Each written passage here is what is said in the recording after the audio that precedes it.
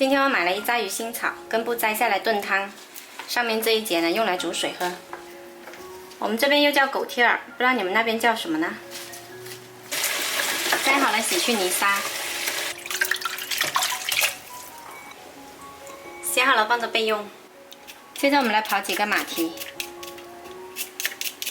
刨好洗干净备用。这里还准备了150克瘦肉，还有几块骨头，把它焯一下水。冷水下锅，加入姜片跟料酒去腥。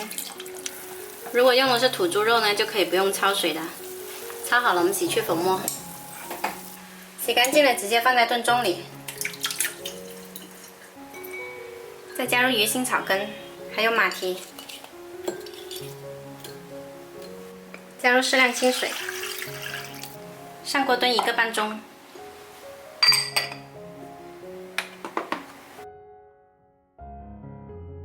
时间到，我们的汤煲好了，加少许盐调一下味。进入秋天呢，气候比较燥热，记得给家人炖一碗鱼腥草马蹄瘦肉汤，清润去燥还除湿，汤清味美。喜欢的朋友可以收藏起来试一下哦。